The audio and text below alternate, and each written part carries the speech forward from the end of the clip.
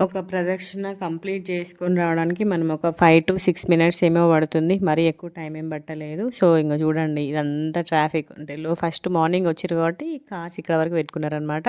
So, చూడండి చాలామంది ఏస్తున్నారు. కొంతమంది 11 అంటే 11 ప్రదక్షిణాలు కూడా ఏస్తుర్రు. కోరిక నెరవేరిన వాళ్ళు, దర్శనం అయిన వాళ్ళే వచ్చి ఇక్కడ కూర్చుంటారనమాట. చిలుకూరుకి చాలా ప్లేసెస్ నుండి వస్తారు. చాలా ఫేమస్ టెంపుల్ ఇది. మళ్ళా ఓల్డ్ టెంపుల్ ఎప్పటి నుండో ఉంది కదా! ఇప్పుడు కొత్తగా కట్టిందేం కాదు. చాలా ఇయర్స్ నుండి ఉంది ఈ టెంపుల్. మెయిన్‌గా అయ్యగారు చాలా ఫేమస్. నేను అదే చాలా డేస్‌కి అయ్యగారిని చూసిన. భలే అనిపించింది. సెల్ ఫోన్స్ మాత్రం లోపలికి అస్సలకి రానివ్వట్లేదు. అసలు సెల్ ఫోన్స్ తీసుకెళ్ళొద్దు మనం. అది ఎంత పెద్ద కాస్ట్‌లీ ఫోన్ అయినా పడేస్తున్నారంటే పగిలిపోవాల్సిందే. అందుకే అసలు ఎవ్వరు కూడా ఫోన్ ఓపెన్ చేయట్లేదనమాట భయానికి.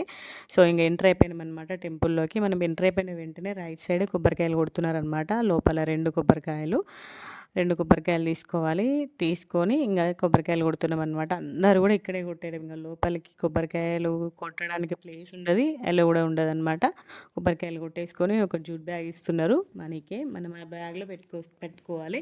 మీ కంపల్సరీ ఒక బ్యాగ్ క్యారీ చేయాలి. మేమే అసలు తప్పు పని చేసినాం. బ్యాగ్ క్యారీ చేయలేదు. మంజుల తీసుకొచ్చిందనమాట. ఇంకా లక్కీగా ఆ బ్యాగ్‌లోనే అందరికి కొబ్బరికాయలు ఏసేసినామనమాట. సో, కొబ్బరికాయ కొట్టేసి లోపలికి వెళ్ళిపోవడం. మేము వెళ్ళేసరికి ఇప్పుడు ఈ కొబ్బరికాయలు కొట్టేసరికి 9 అవుతుంది కావచ్చు.